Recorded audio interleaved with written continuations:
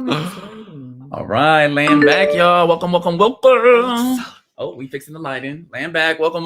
Come on into the room, y'all. We up in this book trap, reading that Black Jacobins, learning about that anti-colonial revolution led by the boy Toussaint with your girl Chief Gazi and Chief. I'll be back, y'all. I gotta get the lighting. Get your and lighting, of course, girl. she not gonna understand. I'm not gonna understand because light skin girls always have good lighting. But us dark Kelly Rowlands, go get yourself some. Gotta find good lighting. I have to explain it to the people. I'll keep the people entertained. Go get the lighting. Okay. Land back, y'all. What's good? Come on into the room. Make sure we're sharing this stream. If you unite with the need for political education for our masses, we're breaking down the lessons and takeaways from the Black Jacobins, from our Haitian brothers and sisters, our ancestors struggling against colonialism, against capitalism, even if it doesn't exactly sound or seem like it in word. Indeed, it is a fundamentally anti-colonial revolution, an anti-capitalist revolution, because it's a revolution of those who are at the very bottom of this structure of production, which is the colonized proletariat. And that's what we're going to be reading about. We're reading on chapters 7 and 8, right? The mulattoes try and fail. I always do. What is it? The white slave owners try again, or some shit like that. This chapter 8. So we're going to be breaking down these chapters, y'all. Make sure that we're sharing. Again, this is a fundraiser for BuildHammerCity, y'all. We are building a revolutionary base for poor, working class, Black, brown, Asian, indigenous peoples to really practice self-determination on a material level, to really, build the leadership of the colonized proletariat to take this shit down and to build something new. We the hammers. That's why we break it down. Building new. Land back, y'all. Please make sure to donate to Hammer City. Build Hammer City. Who in the comments can donate? Say Build Hammer City if you can donate right now. If you can donate $5, that's 4 people, $5. 4 people for $5. Uncle, I know you got $5. I know you got $5, Uncle. Can you donate? 16 people with like $1.25. Real simple. Something like that. I don't know. That's maybe a little more than 20. But, Go Cash App right now. Build Hammer City. You know that we listen. Them haters is mad. Them Ku Klux communists. For real. Them white leftists. Those white racists. They are so mad. They are so mad. Either they're saying some shit like, "Oh my God, like this is utopian or something. You're trying to just run away," or they're like, "Oh well, that's the right thing to do, but they shouldn't be the ones in front of it." Exactly. Like, well, bitch, we are in front of it. We in the front, and they so mad. They was looking at how much money we raised. They're like, "Oh my God, they raised over $20,000 already." Yes, bitch, because we are organized. Yes, and our people love it. Our people love it. Hey, love you, Sia. Your video was so powerful. Comrade Sia, thank you for being so personal. If y'all haven't seen Comrade Chief Sia's, Chief. Get it right, girl. Chief Sia's, Chief Ishmael. Hey, we got 10. Listen, Chief Ishmael, I gotta talk to you. There's some things in your future. I love you.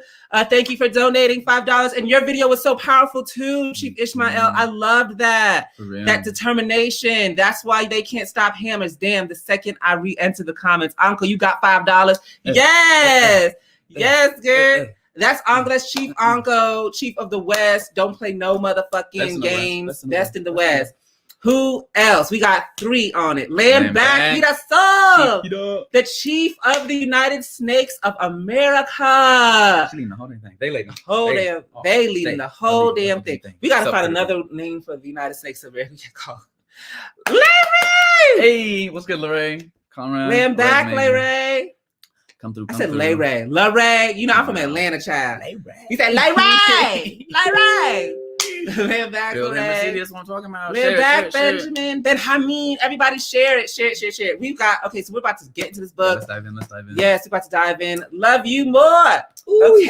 Okay, so we're on chapter. Wait, hold on. Y'all, please check out Chief Ishmael. Yes, Hey. What are we at, 15? That's my fighter. We well over 20. We about 25 now.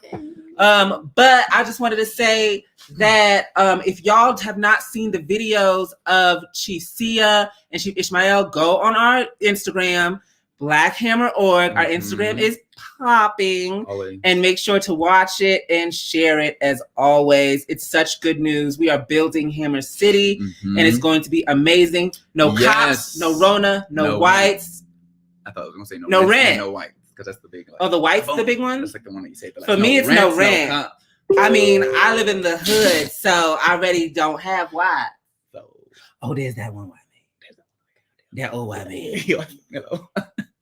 He was here before the Great Migration. We just had it up on there, but yeah, this is put on by the Political Education and Culture Command, which your girl is the chief of. So please, if you're interested in this type of political education, helping us build this kind of stuff, learning, right? It's not just you come in here and you're supposed to expect it to be knowing all this stuff. Like, we're learning as we're going. Come and join the Black Hammer organization. Come check out the Political Education and Culture Committee. You can help us, put together some sweet political education for the people. That's what we do all day, every day. Laying back. And I've got my locks out today in representation and in solidarity with the Africans in Jamaica. If y'all don't know, their Supreme Court just made it legal to ban children from school for wearing locks. And to all the Rastafari, burn them. Okay, Rastafari, y'all know how to do it. Y'all know how to do it. But I am in solidarity with what is going on in Jamrock. It is horrific. That is neo-colonialism, white power in blackface that has now made it illegal for children to wear locks in their school. This is where, the Rastafari culture boomed worldwide of wearing the locks. And if you don't know, the locks is the representation of your exodus, your exit from Babylon, from capitalism, from imperialism, from whiteness, from Eurasia, Europe. Okay, this is Eurasia. This is you leaving that, right? This is you leaving that. And it's a documentation of when you left it. So how long represents how long you've left it, right? And so, and you're not supposed to cut your locks till Babylon fall them. And so, it's the same for the revolutionaries in Kenya, the Mau when growing their locks. This is more than just a hairstyle. This is a symbol of resistance. Anti-colonialism, period. Anti-colonialism, even with Africans that get what we call in the islands salon locks. Salon locks, where salon locks is yes, Kaya, Jamaica, truly evil. Jamaica. So, anyways, y'all, please, make sure to share that story and be in solidarity with the Africans there. Yes, Scott, death to white power. That is Scott, one of our reparation payers with skills and resources. So you could be on the right side of the question. You can be. There's some white people. It's like Scott. Billy, is there Billy? There's about 3 of them. There's Lobo. That's 2. We're going to talk about that white and why that white can't get right. Let's get into it. All right. So now that we have people in the room, we go into chapter 1. I mean, not chapter 1. What's the chapter? Chapter 7. Chapter 7. The Mulattoes Triumph. Are we still going to do the whole, read the first page, the thing? What you want to do that? I don't know. Pat didn't like that. We're going to go. The chapter is The Mulattoes Try and Fail. Okay. The West Province, however, which page? That's the second page. I think we could read. Well, let's read the first long page like we normally do. Okay. No, we go back to the Oh, this is good. We're in the problem. Most of the rich properties joined the British, but the French planters. Okay. Oh, you got it. Perfect. So we're gonna read the first page. All right, y'all. We have a new producer. They're doing an amazing job. Shout out Comrade Shivani. Comrade. All right, so it's called The Mulattoes Try and Fail, and it says, eminence engenders enemies. The white revolutionary royalists had long ago marked down Toussaint as an enemy number 1. After giving a list of the most dangerous Republicans, one of them singled him out for special attention. As for Toussaint, he is the great papa, quote unquote. But the whites were no longer a force in San Domingo. The potential rulers were the mulattoes. And the mulattoes saw in this growing reputation and friendship of the black leader, Toussaint, with Laveau, a threat. Laveau's from France, liberal from France. A threat to the domination that they considered theirs right. These petty boo niggas. Oh, Lord. Mulattoes and some free blacks filled most of the important posts in the troops, other than those commanded by Toussaint, in the municipalities and in the general administration. So it's a lot of mulatto power up in here. Villat, the commandant of Le Cap, was a mulatto. The mulattoes of the South were under the leadership of Rigaud, Bouvard, and Pinchona, who were harassing the British and building up a mulatto state. That is a neo-colonial state, period. The mulatto ex-slaves were glad to attach themselves to the leaders of their caste who needed numbers. In the West Province, however, the mulattoes were a problem. Most of the rich proprietors joined the British, but the French planters who negotiated with Williamson had abjured the decree of April 4th. After all, the oratory and pamphleteering, who cared about that now? Nothing would satisfy these but the colony as it was before. Williamson hinted to the British government that if he could only be given authority to enforce the provisions of the Negro Code, he would conquer the colony at once. Dundas refused. Williamson, on the spot, no doubt felt that he could make the promises, conquer the colony, and then get out of obligations. Dundas seemed to think that a few thousand reinforcements would be sufficient to defeat the Black brigands without promising any dangerous concessions. But despite these rebuffs, the mulatto proprietors remained on the whole uneasily pro-British, right? Like they keep, remember Toussaint is like winning a lot of them to his army, right? But then he's like, can I really trust them? Because they keep defecting to the British. And the British are trying to like full on reinstate slavery, right? Which is in their interest as these petty boo mulattoes, because again, they want this system where they can basically continue to be petty boo, continue to be striving to be in power, striving to be the bourgeoisie, striving to have that power over the state. And again, they're willing to go over to the British, who are going to keep their African brothers and sisters enslaved in order to have that power. They're not like gung ho, we need slavery. We see this other group of mulattoes who are not like so gung ho about it, but the point is they're willing to be in any situation that's going to restore order where they have power. And that's what this whole chapter is basically about, right? Again, them trying to have these who happens, Laveau, who's the liberal dude, like comes through and is trying to basically like keep things in order with the mulattoes, and the mulattoes are not trying to keep, they have all this like anti-white sentiment, right? But it's not anti-white power. Right? They're anti-white, but they're not anti-white power in the same way that we see, niggas like Beyonce out here being, can be all, or the petty boo, like Black petty boo can be on this whole, pro-Black, anti-white shit, but ultimately really what they're just talking about is them being the new, white people in power. The new bourgeoisie. Period. And like, so throughout this whole story, that's what you see. You see Rigaud, who is the leader of the mulattoes, and he is trying to instate whatever system comes after the revolution, that the mulattoes stay on top. And for the mulattoes to stay on top, who gotta be on bottom? The slave. The African working class, right? And it's so weird to call like the mulattoes, and the Africans like slaves. Like, so in your mind, you may think like the mulattoes are like light skinned, right? And then like the African slaves are like dark skinned, but actually, like they said in the book, you can have people who are mulattoes who are slaves, and you can have Africans who are, mulattoes aren't Africans, right? But you can have Africans, enslaved African, you can have dark skinned Africans be part of the mulatto class, and that was a good for being free, right, for so long. And it's not right, like it's what is it? Or being wealthy. Yeah, you B just asked, is what's it called? Is a Beyonce mulatto, right? And even like they talk about a true mulatto being like, half white, half Black, and like a mulatto is not a real thing. It's not a real thing. It's just a unscientific definition to define the petty bourgeoisie. Right? Exactly. To define the petty bourgeoisie, which is the class of the colonized people that can be used and are willing servants to white power to assess above the contradictions of being an African, right? To rise above that, to find this comfortable space. So it's not like in their a real thing. Proximity to whiteness, right? As if whiteness is what gives you riches and Blackness is what gives you, dispossession, rather than the other way around. It's colonialism that sets up the system of dispossession, and then has all these bullshit ideologies of race that tries to say, well, this is why, because you have this much blood in you, and you're so Beyonce would be considered a mulatto, but so would Michael Jordan, who is dark skinned, would be considered a mulatto because of the wealth and the status they have acquired being subservient to white power. Land back. Right? Can you put that comment back up? Land back. Tito Jimmy from West Africa. Welcome, brother.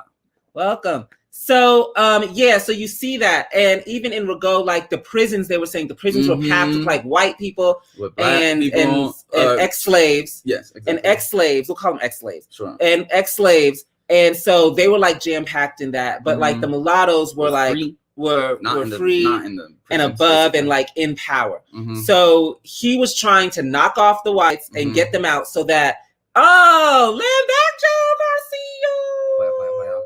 I hope to see an application joining Black Hammer from Joe Garcia. You know, we building a city, Joe, and I know you got skills. Don't play with me. You know, I know everything. I see everything. I know you work in construction. Anyways, come on, join. We building a city for colonized people, poor working class. We dying out here. We need your assistance, Joe.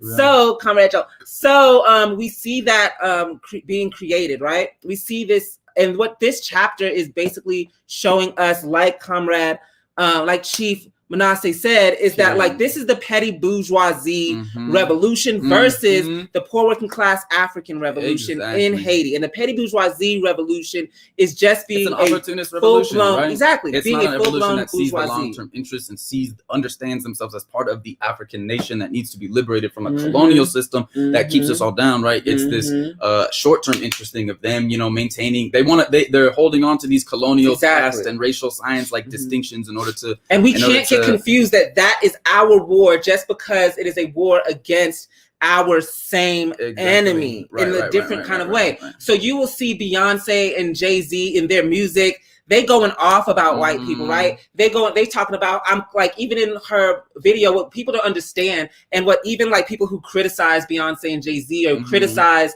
Black is King, what they do not understand is that what Beyonce is showing or exposing is this war that is that is rivaling between the Black petty bourgeoisie and the white bourgeoisie. The Black petty bourgeoisie want to be a full-fledged bourgeoisie, right? Which they never will be, to be clear. Never can be, because to be a bourgeoisie without the assistance of the poor working class colonized masses to assist their revolution to be a petty bourgeoisie. But even then, right, it's not like you don't, because that's no like, even if you were assisted by the masses, like if you're still moving as a petty bourgeoisie to get that, like using the masses to get that power and not actually doing that class suicide where you're uniting with their interest to put the poor working class in power, then that's still, it's still a neo-colonial. But they can still become a full-fledged bourgeoisie. Like for instance, we're talking about in Haiti, but I'll bring it to the world. In Haiti, once the old bourgeoisie is removed, which is the whites, and you have a now mulatto bourgeoisie who is over them, and that mulatto bourgeoisie doesn't answer to nobody. That mulatto bourgeoisie creates a state system, a military, a police force, a government that represents that they are the ultimate bourgeoisie. Then you can have a bourgeoisie. A petty bourgeoisie but then revolution. Don't we got to see it on like? And then I'm about to go global, sister. About to go global. You could also have the petty bourgeoisie colonized masses lining up together to take down the white bourgeoisie, right? And also be operatives of this capitalist society of the world, or capitalist system of the world. And they could have, like, you could have a worldwide system that's based in a class of colonized people. I get you. Right? And you could have this bourgeois class that is made up of wealthy colonized people over the slaves, poor working class colonized people. And that is what Rigaud is trying to create. That is a full-fledged petty bourgeoisie revolutionist ultimate gain, right? Is to defeat the white person so they can be the new white person. You know how that look, but that's not gonna work, right? So that's what you see Beyonce showing, is that at the end of the day, Beyonce and Jay-Z, to us as poor working class colonized people, they look like, oh my God, they're so wealthy. Oh my God, they're so powerful, But in the spaces which they reside, they still ain't shit, right? Like Blue Ivy, when Blue Ivy goes to Harvard, those other white Harvard families who have been rich, old money from forever and ever, and who are real rich. And I'm not talking the Forbes list rich, because as y'all know, that Forbes list is new money rich, okay? The real wealthiest people of the world, you do not know their amount of wealth. They do not let you know their amount of wealth, right? That's why all the wealthiest people in the world are new money, like Bill Gates, like Jeff Bezos, like who's that colonizer ass in South Africa? What's his name? That everybody loves, Elon Musk or whatever his name is. Whatever. Elon Musk, new money, y'all, new money. They're not talking about the old money that been around since slave days that's been accumulating. And if you know anything about money, once it changes to generations, it gets bigger. So they quiet about it. You don't see them on the Forbes list, okay? So these families that are in those kinds of spaces, they sneer down at Beyonce and Jay-Z, right? They say, oh, new money. They have money because they shake their ass, and that one talks about selling cocaine. Like they don't respect them like that. So to become a full-blown bourgeoisie, this is why you see Jay-Z investing in prison industrial complex, right? Investing in gentrification. It's what this says right here. They looked upon, it's talking about these petty boo, Africans. They looked upon the ex-slaves essentially as people to be governed, right? Let's read this whole quote too. It starts on page 1. Say that again. Say that again. It says they looked upon the ex-slaves essentially as persons to be governed. And these are their aunts, their uncles, their mothers, their brothers, their fathers. Like these are their actual like relationship. Like the mulatto class is a very new class, just like the black petty bourgeoisie is very new. It's new money. Oprah Winfrey, new money. Right? It talked about like way back in the beginning of the book. Elon Musty under it talked about it talked about in the beginning of the book, right? How they would have exactly like, okay, you be a mulatto or something, but you got your brother, your half brother, your half sister down there on the field, and so like they're just that split, like they're trying to figure out their interests, like shit, who am I, and that's like this. So what I love about this for as a what? Maybe you gotta review over. Okay. All right, so it says on page 165. I think it sums up what we're talking 165 about in this chapter. It starts at the bottom. It says Toussaint, ex-slave. Bottom of 165. Toussaint, ex-slave, with his army of ex-slaves. All right, again, it's a colonized proletarian army led by ex-slaves. Colonized proletarian leadership. 165. Oh, there you go. Okay. There you go. Scroll up, but was that? No. Right over there. On the right. You got it. Laying back. Right there. Perfect. Oh, no. And we getting there. Right there. Scroll down a little bit. 165. Yep. A little more. Keep going. Right there. Keep going. Keep going. Keep it going. Go to that bottom, Chad. The bottom. Right there. Perfect. All right. So it says Toussaint, ex-slave, with his army of ex-slaves, led by ex-slaves, the most powerful force in San Domingo. Right. And that's really going to be our lesson from that next chapter, that the most powerful revolutionary class is the colonized proletariat, not these petty boo mulattoes, not these white whipping class in France who are trying to just have, their socialist communist or colonial socialism, however you want to call it. They're the most powerful force in San Domingo. Toussaint was essentially the man of the black laborers, and not only the mulattoes who were hanging around the British, but even the mulattoes who were Republicans, like loyal to the French, were watching this threat to themselves and their petty boo interests in the close intimacy between Toussaint and Laveau, and Laveau's interest in and popularity with the black masses. This was no question of color or of like race science, right? But crudely a question of class, which is centered, like B said, they said the colonial contradiction, then the class contradiction. And it's like that class contradiction is centered in the colonial question. Because the colonial contradiction represents the real means of production that the class contradiction Where did they get cannot this? Exactly. touch You just want to talk about the bourgeoisie owns the means of production. The proletariat and we're going to get to that. We got to ask who and where that shit comes from. So it says, this is no question of color, but crudely a question of class. For those blacks who were formerly free, right? Even the dark-skinned blacks who were formerly free stuck to the mulattoes. Persons of some substance and standing under the old regime, they looked upon the ex-slaves essentially as persons to be governed. Again, it's this opportunist, chauvinistic, and all through it.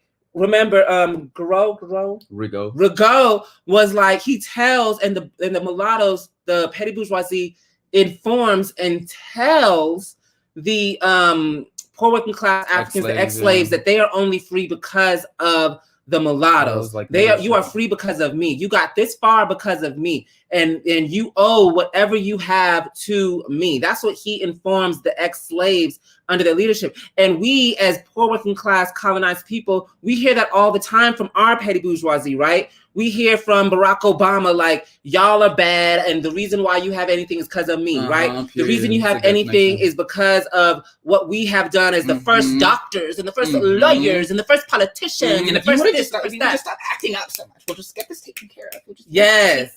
All this stolen wealth. Death to colonialism. Period. Colonialism. But yes, Monica, land back. So, what I love about this is that it exposes the opportunism of the Black petty bourgeoisie, right? And what is opportunism? Opportunism is selling out the long-term goal for short-term interest. Short-term interest. I gotta get a car. I gotta get a house. I gotta get my bag. And this, you know, all this kind of stuff. It's like this totally botched idea of humanity, right? They're trying to like fight for their rights of man, right? They want to be like recognized as like, you know, part of humanity, and it's like this half-assed. Yeah, it's like, this individual thing. Exactly. It's this individual small group thing. It's not this long-term goal thing, right? So it's selling out the long-term goal, which is complete revolution, right, of the African poor working class to have dictatorship and to destroy all those systems of oppression. That's the long-term goal. The short-term goal is to make me comfortable. The short-term goal. And you see short-term goal as petty bourgeoisie niggas all the time. We are fighting and resisting. Get me big, get me big. Get me big, comrade. We are fighting a resistance. There you go. We are fighting a resistance based on the genocide of African people and colonized people by the hands of the police, the hands of the state, the bombings and drones of African colonized people around the world. And you have these sellout Black petty bourgeoisie niggas talking about, oh, make the voices of these Black cartoons be Black actors, and these Black actresses and Black actors and Black directors. They have gained more than the poor working class colonized people have gained in this resistance. We are out there getting our asses beat. You know, we have the federal guard coming and breaking down people's homes, arresting them. People have gone missing still to this day. Resistors have gone missing. Rebellers have gone missing from these rebellions. And we have gotten nothing from that except for signs saying names of streets saying Black Lives Matter. But you know who has gained? These Black petty bourgeoisie. You know who has gained? Beyonce getting $100 million for Black is King on Disney Channel. Those are who has gained. You know who has gained? These Black actors and actresses and directors who are now gonna have all these Netflix deals and all these Sony deals and all these Warner Brother deals. They have gained through this resistance. And so the long-term goal is Toussaint. And in here, you see that Toussaint is always based on the long-term goal. He is not an opportunist. And I'm not just talking opportunism as in the big political scale. I'm talking opportunism on the individual scale that Toussaint in this book you see. Toussaint gets backstabbed all the fucking time. I'm sorry, I shouldn't cuss. All the gosh darn time. That he is always trying to get these mulattoes to be one and say, listen, mulattoes, this is the way we have to have this revolution. This is the way we have to fight. And he welcomes them every single time. Like, again, it's like he makes this tactical, he works, he moves really tactically. And like, keep this question up. I'm going to get to that question, but I just want to break it down that Toussaint is about that long-term goal. So he's always trying to win people. He's always being diplomatic. People that have stabbed him in the back, right? Because the mulattoes will say, oh, we're with you. And then the British will say, hey, reinstate slavery. We're going to give you this. We're going to give you that. And they'll go to the British and they'll backstab him. And when I mean backstab, I don't mean like talking down to him or being mean to him or taking some of his money. No, like they literally like defecting from the army and like fighting for the other side. But also conspiring to kill him. Like these people want to kill him. That's how they be traitors to him. And he still aligns with them. It tries to do peace, tries to be diplomatic, all of these things, because he has a long-term goal that he needs the masses of African people together to defeat white power. And so he moves in that way. And so us as organizers, as revolutionaries, as activists, we always have the long-term goal. We cannot be trapped in the short-term interest of jumping on police cars or tearing down statues or being on TV. And the long-term goal is to set our people free, right? To get our people liberated. So as Black Hammers, who are the true revolutionary organization on the street representing the interests of the colonized poor working class around the world, which for us, if you are not tied to the revolution of all poor working class colonized people around the world, you are not tied into the true interest of the worldwide revolution, because we have a worldwide motherfucking problem. And so I can't stop cussing. Gotta cuss. So any which way. So that is that is Toussaint, and you're going to learn here how invested Toussaint is in the long-term goal and away from the short-term interest. And no matter how he tries to win the mulattoes to that long-term goal, the petty bourgeoisie, they will always be tied to that short-term interest. That opportunism. So I wanted Sister Monica said, how do we deconstruct that for our people to stop falling into the false falsified classism. I mean, the first thing, here he is doing this political education. We got to learn the lessons from our past. We got to learn the lessons from our ancestors. We got to learn lessons from revolutionary leaders like Toussaint, who, you know, rode the turbulent, you know, craziness of our people, you know, coming in and out of their interests, basically, or coming in and out of like falling into those classes like interests of white power. Because you have to have to fight the war of the minds. Because first and foremost, Carmen Monica, you know, growing up, they always teach us that the Africans, when I say Africans, I mean, well, Black people, well, that's who we are. But as Africans, we are taught that the Africans that need to lead, the best Africans are the ones that graduated the universities. The best Africans are the ones that have the big houses. The best Africans are the ones that make 6 figures and more. The best Africans are the ones that can talk the Queen's English, right? Those are the best Africans and they should lead. That is classism in our colonized nation, representing that the petty bourgeoisie are the leadership, right? They aspire to it, but they are also the leadership, because poor working class colonized people, we internalize that. We feel like we is dumb because we speak a certain way. We is dumb because we have a certain Which is job. why it's so powerful to look back at our history and see our ancestors who are barefoot with rags, can't speak a lick of this colonial ass language, are the ones who are making up the army that's you know, like at the vanguard of struggle. They couldn't read. These revolutionaries, they were naked. And they were fighting naked. Speaking of these schools, right, in Jamaica, you know, I don't know how the schooling is in Jamaica and shit, but, you know, we know that in these colonial institutions, they're not teaching us this revolutionary history, right? And the true history of the petty bourgeoisie, that they have always sold out the interests of the poor working class. That they are always the story of revolution and reform is always centered on the petty bourgeoisie in this positive light. Look at all these wonderful gains, and, you know, Obama's president now, and la la la. They are a class of cowards. They are a class of cowards. And I want to say this, and this is why we want to struggle away from the term, and we clarify this whole like mulatto, Creole. What's the other one? Mulatto, Creole. What's the other term they gave us? Mulatto, Creole. I forget. But anyways, we want 128 different. I know we want to divide from that, because it's not scientific. It is not based in our material reality, right? Because when the sellout class was created, there were no mulattoes, right? When white people went into the villages of Africa, and well, the nations of Africa, and asked for the leaders, right? Asked for their chiefs. They got the chiefs, and they said, "You are now under the dictatorship of the king. You have this much taxes to pay. Everything that y'all make belongs to the king." And if that chief said no, they would shoot that chief dead, and they would get another chief until they found someone who's willing to sell out the interests of their people. And that was the sellout. Those were the sellouts, right? That's the sellout class. So any which way. Thank you so much, Monica. Hope we answered your question. But it's through political education. It's through exposing that the poor working class are the ones that have the poor working class colonized people are the leadership. And that is what it is. That is us who are the leaders. And if the Black petty bourgeoisie or colonized petty bourgeoisie want to join the right side of history, they have to commit class suicide and join us. Just like Assata Shakur. Assata Shakur was from the Black petty bourgeoisie, or what you call the mulattoes. She was in a wealthy environment. They were in a wealthy environment. They were light skinned and all this kind of stuff. And they said, no, we're going to join the ranks of the African poor working class. And what does that look like? That looks like revolution. Leading the revolution. Organization, right? Yes. Right. Land back, y'all. Excellent. Anyway, so about to go to the next chapter. But before we go to the next chapter, that was put into our minds. Yes, Kemba.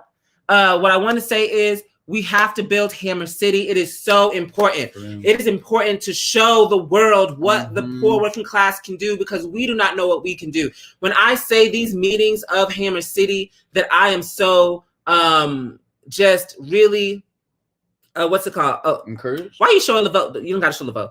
Laveau, a white man, child. So that's so encouraged about what we can do as a people. It really rests in the material of what we can create, right? We can talk the talk all we want, but we know as poor working class Black people and poor working class colonized people that our people are not about that chat. We about that walking, right? You got to walk the talk.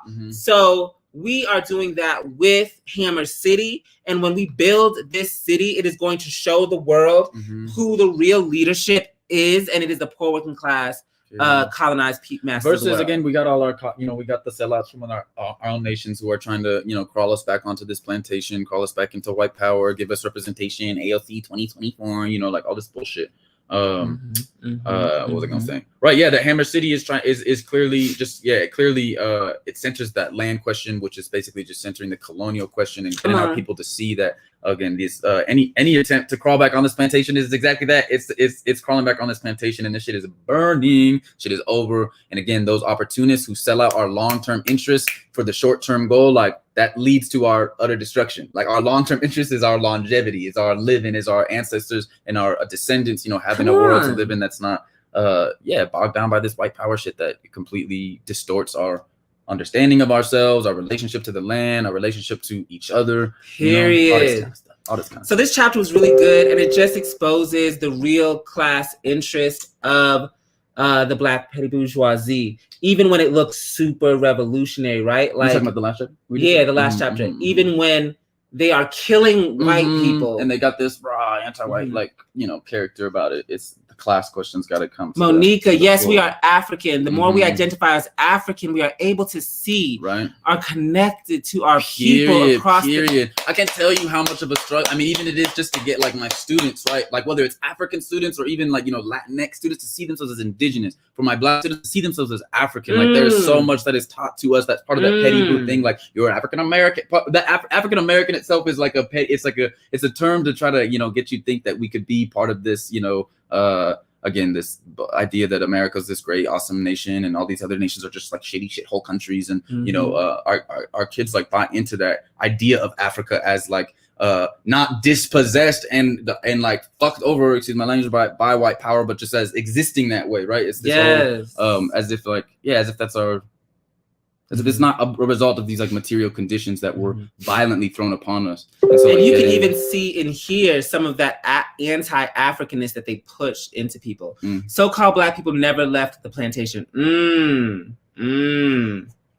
It ain't going nowhere. So we burned down. All right. So this next chapter, it's really dope. Owners. The white slave owners. This is one of my favorite chapters, actually. I really love the chapters where the writer, C.L.R. James, goes to France and breaks down the political shit that's going on there. The political stuff. No. Turmoil, I don't know, like movement dynamics that are going on. Yeah.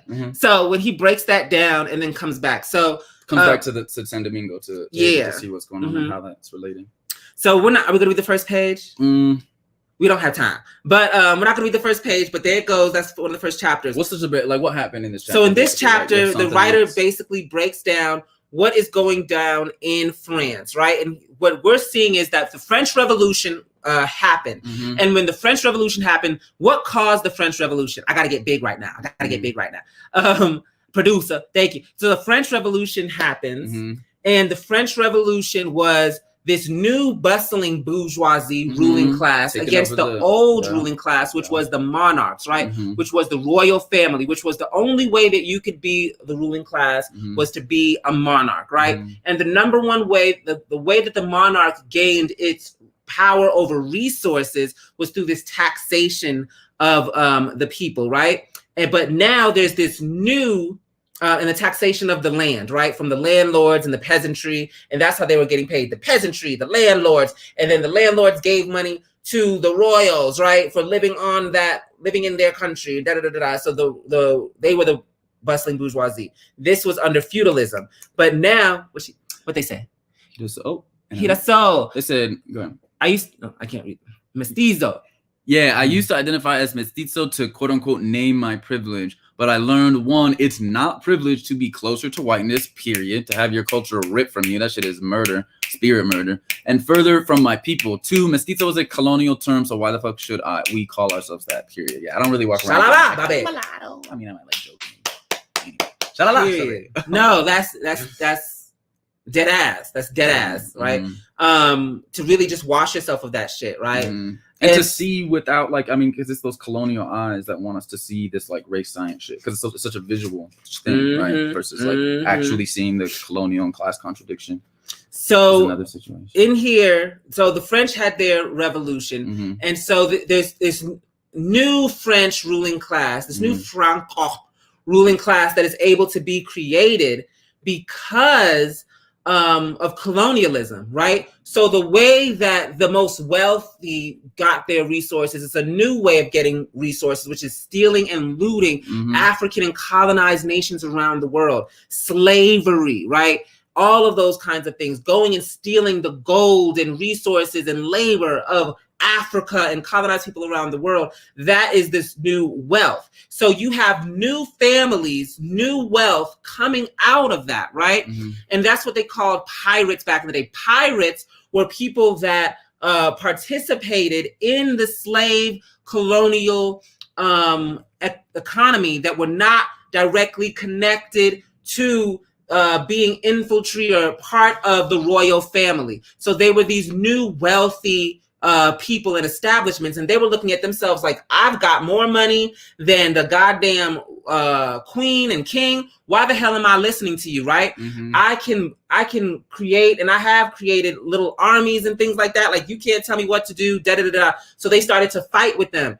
But the royal family still had this massive army and massive state apparatus. So this new bourgeoisie, this new bustling ruling class that was getting rich off of African labor, African resources, African gold, you know, colonized South American resources, South American gold, and all those kinds of things. And America, because at that time they still had the Louisiana Purchase wasn't happened yet. So they still had those resources coming in, that they said, okay, how am I going to fight these old bourgeoisie when they have all this military, right? You have to create a military of your own, and the military of your own has to be the masses of the people. And the masses of the people are also these slaves, these African slaves who make up a huge amount of people and are willing and capable of doing any and everything to get free. So they say, oh, we are liberating the slaves and da-da-da-da to liberty, get, equality, and they didn't go there first. First it was the poor whites, and they said, find the mulattoes. Then they said, then the Africans had to even engage in the revolution, in the revolt. They weren't even asked. And then they saw, okay, wow, these slaves, they can do some shit. So then they added that to their repertoire, but not to any sheets of paper that Africans would get free. So boom, you have these Africans fighting, thinking that this revolution of the white people incorporated their freedom as well. It didn't, child. Black Lives Matter. So you have that. And when the white bourgeoisie the new white bourgeoisie finally came into power, and the royals left France, and now they are running shit. Now this bourgeoisie is like, okay, we've got to go back to the way back to order. And order means production and reproduction. And the production of reproduction in France was still colonial and based in slaves, based in the African slaves. So based now they're discussing question, fundamentally. Period. So now they're discussing reinstating slavery and how to reinstate slavery. And there's no one challenging that. Even the white communists. And it says here. Yes. That's on page 177. 177. Right. In the first paragraph that starts with Robespierre and the mountain. So in 177, it states this. And then I'm going to pass it on to my comrade. And it says, in the streets of Paris, 177, right under Robespierre. Right there. It says, in the streets of Paris.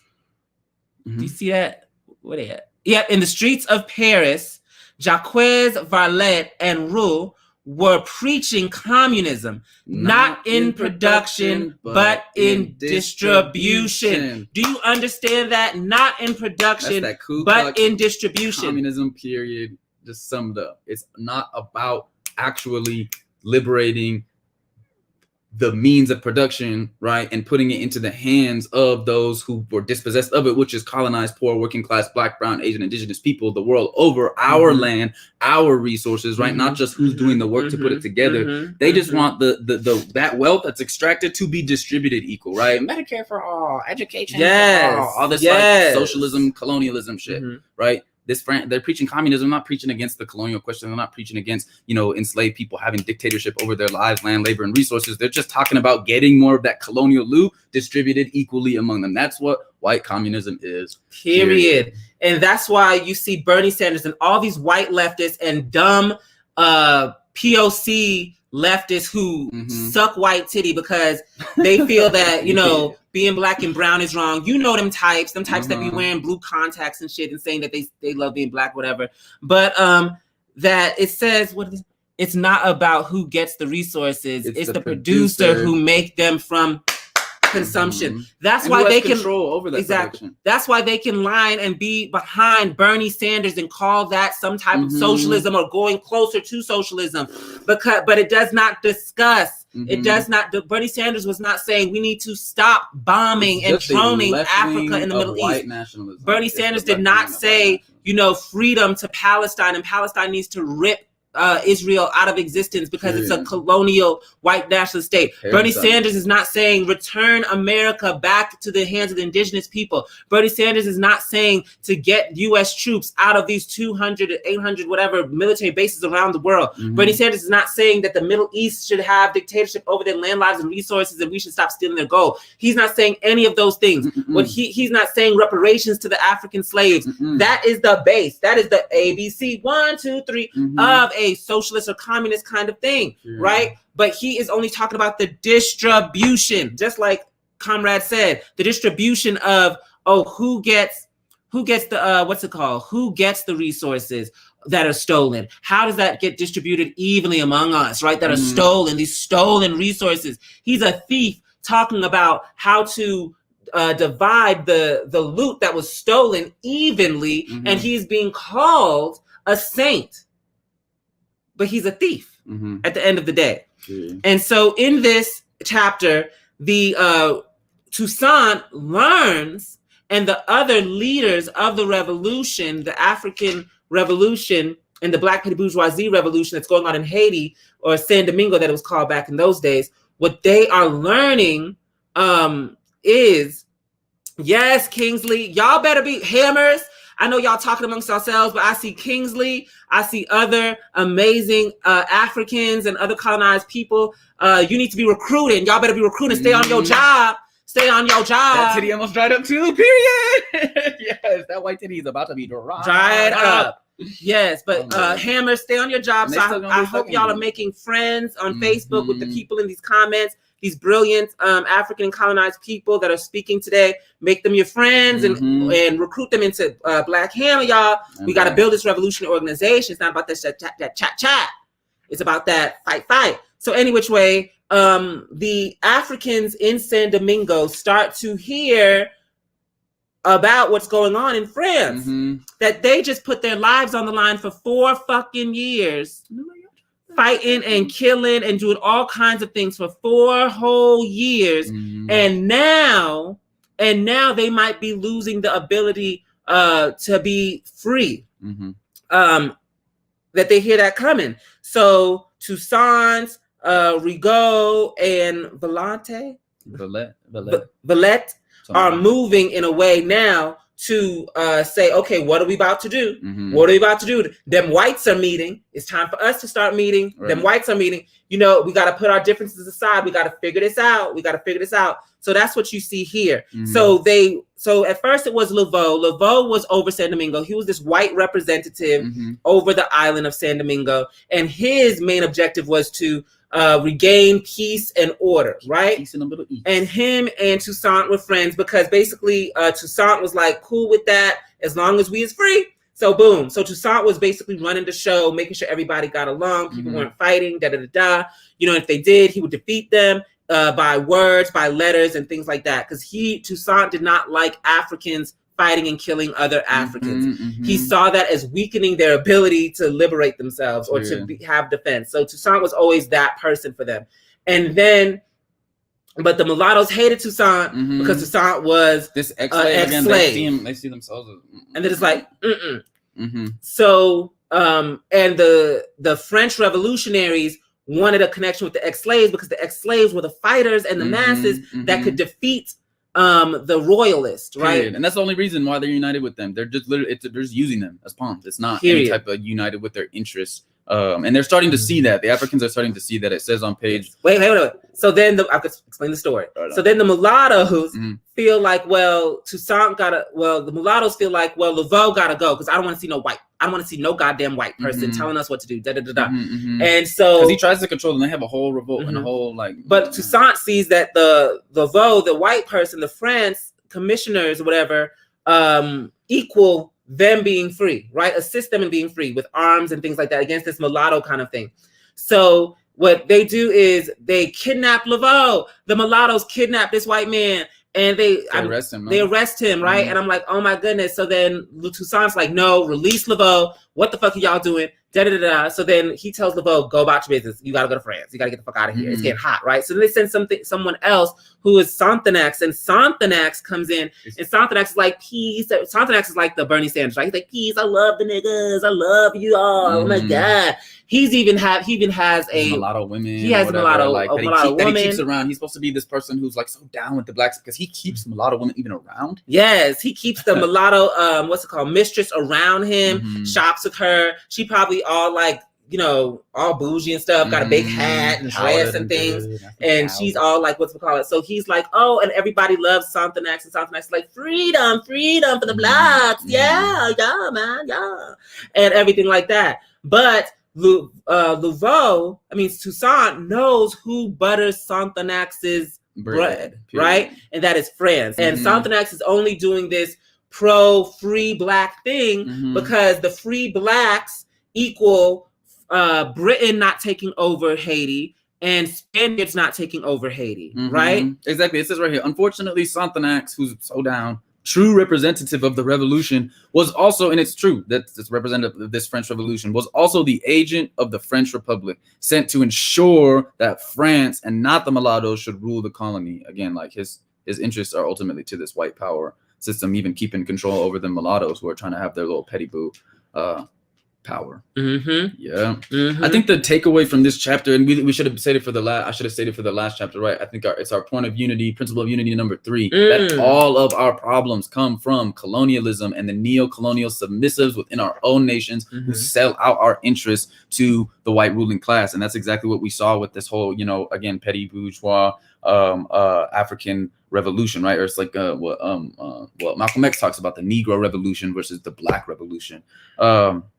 And then in this chapter, I think like the takeaway I really think about point of unity number 4, right? That it's the colonized proletariat is the only true proletariat, and only through our leadership, the leadership of the colonized proletariat, can white power, capitalism, imperialism, colonialism be completely wiped out. We see here in this book so clearly that the only true revolutionary class are these poor working class ex-slave Africans, not the petty boo Africans who are selling out, you know, the long-term interest for the short-term goal, not these white Ku Klux communists in France who are out here just trying to have that communism in distribution. It's the African poor working class. And again, it's like people try to see this, like they see the white communists as the communists, and they don't see the African slaves who aren't like, or, you know, ex-slaves who aren't like, you know, again, Toussaint isn't necessarily all like verbally on this like anti-capitalist, anti-communist shit, but he's clearly about, hell no, we are not going back into slavery. Like, hell no, we're not going to reinstate this order of slavery. And so like, just by nature of that, like by being committed to abolition, it makes him in the class who he's leading like fundamentally the most revolutionary class, the ultimate revolutionary class, because it speaks to the bottom. It speaks to the bottom. Who's doing all the production? Again, this island, who's doing all the work? It's the Africans. It's the poor Africans. The base of the economy. The base of the economy. That shit that they keep trying to, you know, like, again, every other class. Like, there's the poor working class, enslaved Africans, and every other class above it is simply contending for relative power that isn't going to overturn. It all relies on that base. Like it all, again, that's why you have these mulattoes who are cool with. And that's why we do not F's with white leftists. White leftists are not, I don't care how communist white people are. I don't care how poor white people are. I don't care how hard they work. They are not in the mines in Africa, in South America, in the Middle East. You know, they are not the ones being bombed and droned for their resources. What white groups of people, what white people are being bombed for their resources. I'll wait. You can show me the white society that's being plundered to build this society, then maybe I might be convinced. But I ain't gonna. Like, I don't care how poor of a white person you are. That does not mean that you are part of the means of production. That does not mean that you are at the bottom of the way that this entire worldwide system works. Your poor whiteness does not make the wealth of the world. Our poor Africanness, our poor as colonized people, is because it produces the production of this entire world, right? The reason why I speak English is because everything had to be stolen from me for this to be created, and consistently be stolen from me for this to be created. When I go to work, when I do anything, it is for the reproduction of a system that is based in my slavery. It is a nation. It is my enemy nation. I am building my enemy nation. I don't care how poor of a white person you are. When you go to work as a poor white person, you are building your nation. You are still building your nation. When a poor white person is working in Walmart, even with your contentions and your disagreements with your white nation, it is still your white nation. And you know how you know it's your white nation? Because I don't care how poor of a white person you are, that y'all know it. Because when you say, oh, put white people to the front, because when the police attack us, they won't attack the white people as hard as they attack us, right? That's because it's their nation. That's because that's their state. That's because it's their police force. That is their police force meant to protect them. We'd be like, oh, the property, and also white people. The police are there to protect white people. That's why if a white person calls the police right now and says, I'm being attacked by a black person, you will have a SWAT team on there. I don't care how poor. They don't say, oh, wait, what's your income level? What's your income level, white person? What's your income level? Like, that is not discussed, right? The colonial question is at the core of everything. So, yeah. So basically, you have Santhonax, who's this white liberal, and Toussaint finds out what's being talked about in France, and Toussaint sends Santhonax back, and Toussaint writes this letter and says, "Listen, y'all, I know what y'all talking about over there, and let me tell you something. I hear y'all be talking about reinstating slavery. Let me tell you, mother sucker, something." He's real Gucci with it. He real thugger with it. I'm not gonna read the whole letter because it's a long ass letter. But he says basically that white people unite with colonialism, period. Scott, boom. A white person said it. So y'all better believe it. It's true. So long story short, and that's why they can't lead. That's why they can't lead. And if they want to be a part of the revolution, they have to be under the leadership of colonized people. And as colonized people, we have only two requests for them. That is pay reparations via resources and via skills, and a total understanding of when we have dictatorship again, you may or may not, depending on the needs of the people, get out of the land. Exodus, right? But any which way, what am I saying? Oh, you're talking about. So Toussaint writes this letter, and Toussaint basically says, I hear what y'all talking, hear that sneak talking y'all doing in France. Let me tell you guys something real quick. If y'all think we going back to slavery, let me tell you something. We as ex-slaves have had the taste of freedom. We know what it's like to not be afraid. Wake up scared every day. We know what it's like not to have the stings of lashes at our back. We know what it's like not to work ourselves to death. We know what it's like to have families and not be afraid of our mothers and our children being sold from us. We know what it's like to have this taste of freedom. And if you think for one hot second that we are going to allow that to be gone because y'all want to reinstate it and it's going to be the simple of a writing it of a constitution, anything like that, we're just going to go back to our chains. Toussaint said, as an ex-slave, let me tell you, I know these people. I'm one of these people. If we were given 1,000 lives right now, we would sacrifice them all to defend this right to be free. Don't with us. You want it? We got this. All we got for you. This all we got for you. Is and the white worker knows nothing of the sort of that kind of dispossession, of that kind of oppression, to have such feelings that drive like revolutionary upheaval of society. Like, ain't got that type. Y'all got to get this book or get the PDF. I'm not gonna read the letter. It's very powerful, but I feel like sometimes we give y'all too much, and y'all got to be reading with us. So tell them how they can get the PDF. Yeah, you can email PECK, PECCBLK hammer@gmail.com, and I'll send you the PDF. Right then and quick. You could also just Google it. I just Google it. Black Jacobins the PDF. It's we like want them to email us. Oh, you're right. You want the them to email. Yeah. Just email us. You can't find it online anywhere. We only got it exclusive. Email. It's in there. If you're a member of the Black Hammer organization, you should find it in the PECK weekly newsletters, bi-weekly newsletters coming out today and on Thursday. Email us. Come get the book. Follow along. We're reading chapters 9 and 10. How close is it? Next week. We're gonna break. And what it down. you also learned in this chapter is like, as the true proletariat of poor working class colonized people, we ain't got no friends. Because all of their wealth is based off of them having the ability to beat up, abuse, mutilate, and loot, and force us to do the labor for them. Like, we ain't got no friends. And so when you see these white leftists or petty bourgeoisie leftists, sellout Negroes and things like that, talking shit about, you know, the Black Hammer organization and what we do and everything like that, it is based in the fact that our resistance is against them, and their ability to be where they're at is against us, right? These white leftists get so much gall of like, yeah, I get to talk shit about these poor working class colonized people coming together to fight for freedom. Like, oh, because y'all say, you know, F and Frank, because y'all say, you know, that white people are not the true proletariat. Like, that's what you're mad about.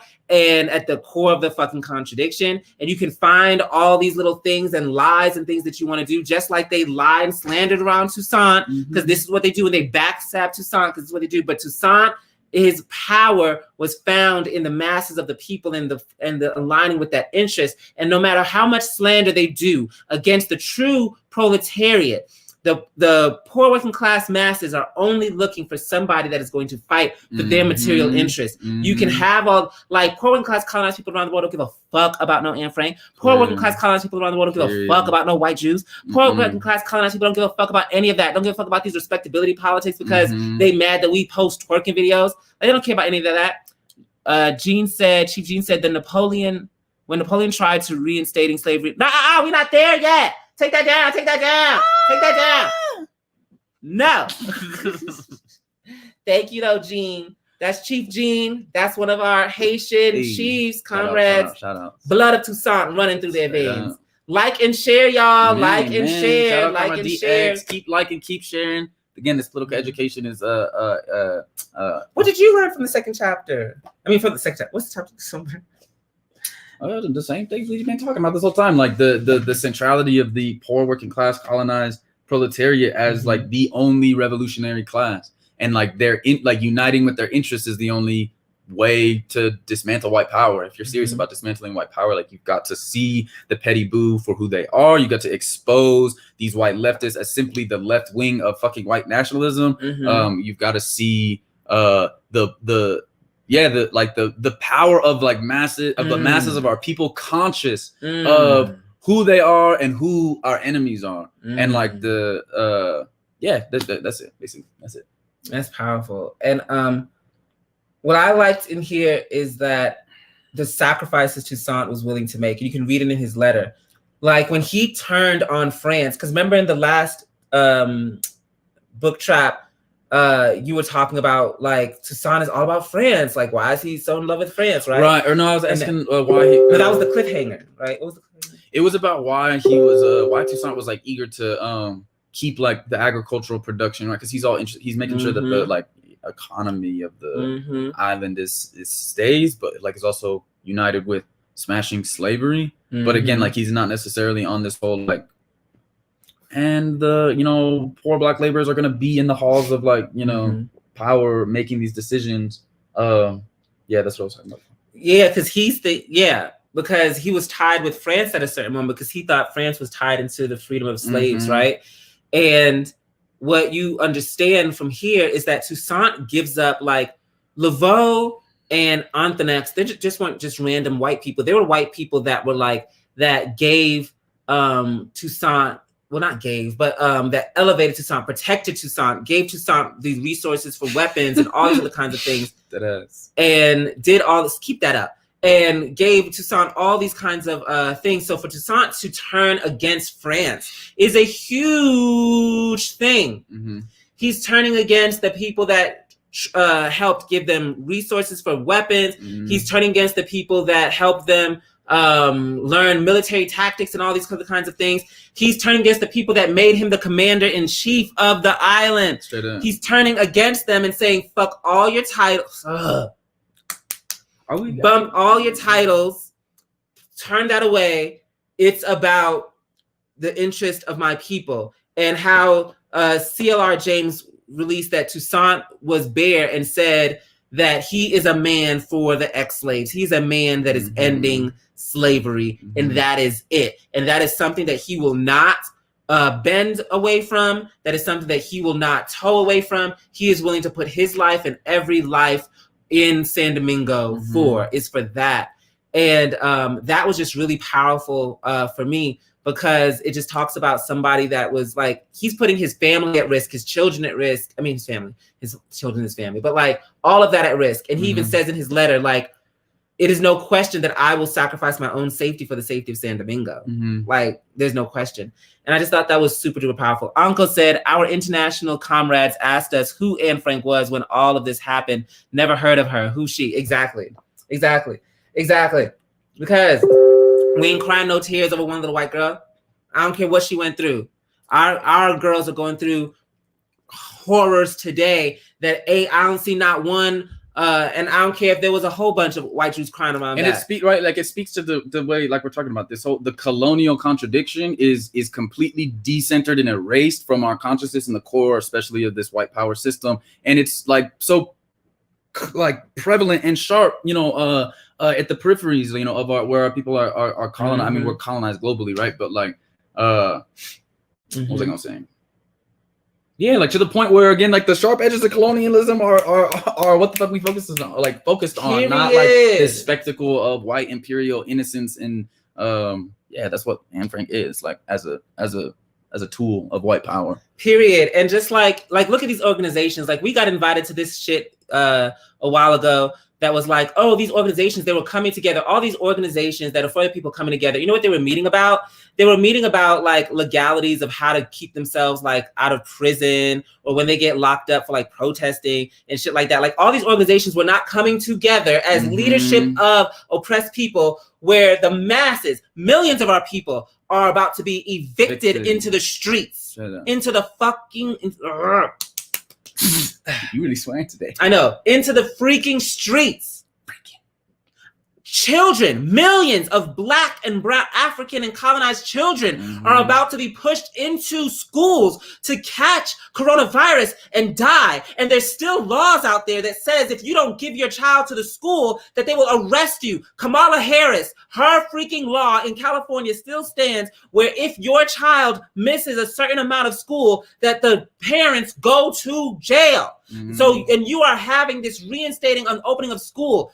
Parents are being called saying you've got to put your kids into these schools to get coronavirus and die. Right, like there's a two-pronged thing. It's to maintain like one of the primary institutions of reproducing this like colonized mindset of poor working class African colonized people, to not see their power, to have these petty blue aspirations, to learn this bullshit history that's not even history. It's like, it's just fiction. And then two, again, the whole reason for having them come back into schools is so that these essential workers, colonized proletarian, can be put back to reopen up America. The same shit. So this is being done, and it's forwarding the genocide of our people. And these freaking leading organizations want to meet about keeping their comrades out of prison. Bitch, if you need a freaking coalition meeting with a whole bunch of other organizations to meet about how to keep your comrades out of prison, we don't need to be in that meeting. You want to know why? Because Black Hammer has a committee based on that. We have resources based on that. We have fundraising based on that if any of our comrades get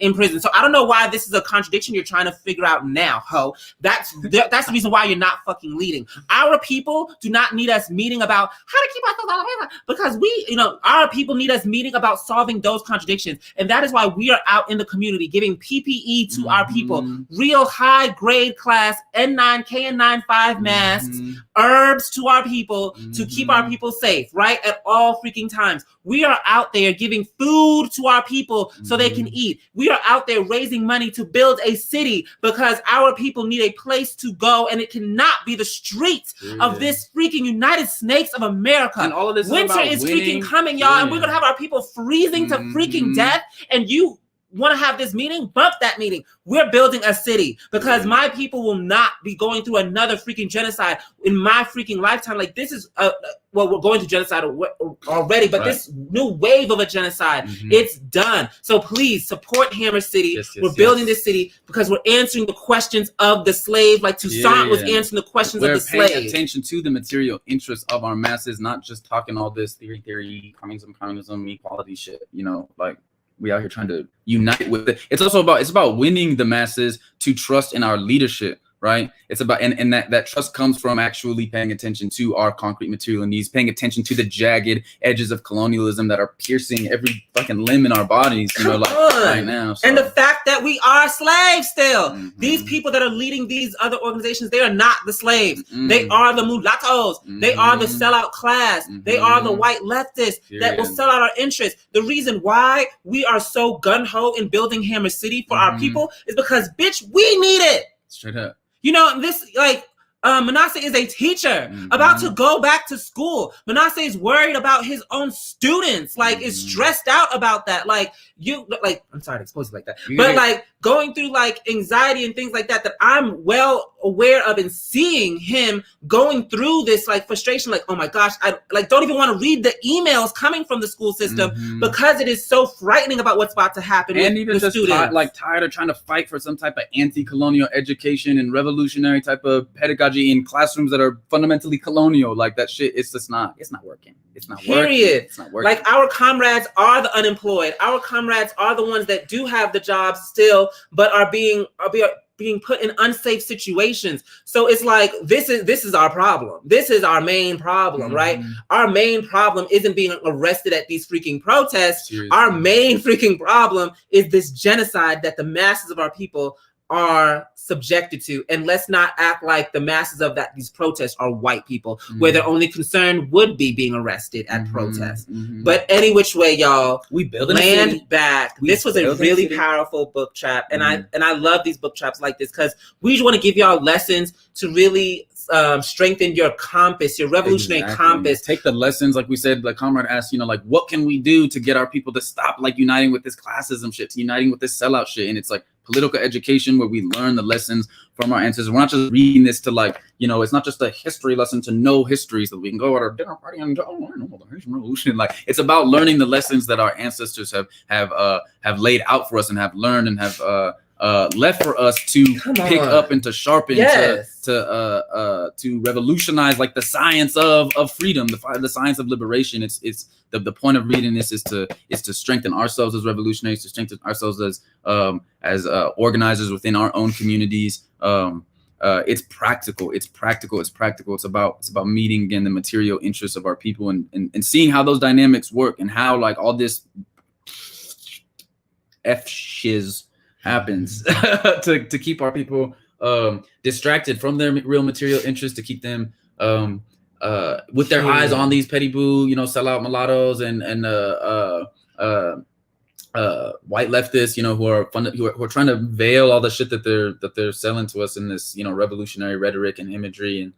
But at the end of the day, it's not getting at the core of the contradiction, which is colonialism, which is the land question. It's the fact that our land has been dispossessed. It's the very basis of our labor, of our resources, and of our lives. And that's what we're out here to take back. Land back. We build in a city, no cops, no Rona, no rent, and no white people. Black, brown, land Asian, indigenous, revolutionary, peeps, the world over. World over. City. So the world, before we go, we're about that material change.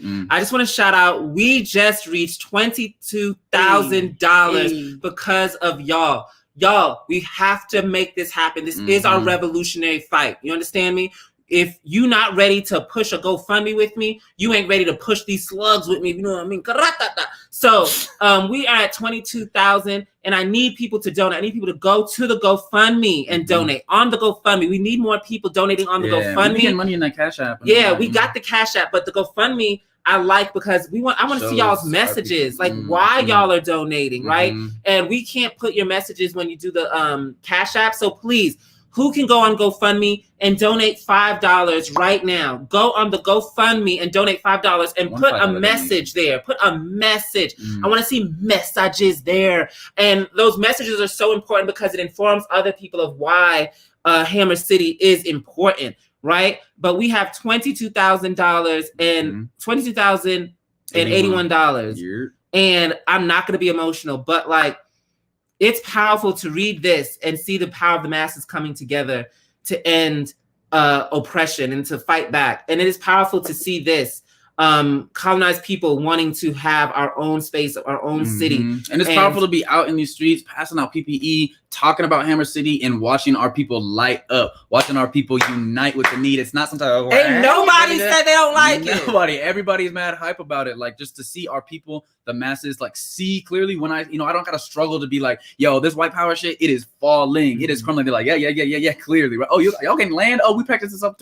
like, and it's this confidence. This confidence that we are the ones to do it. This confidence that this system ain't got nothing for us. This confidence that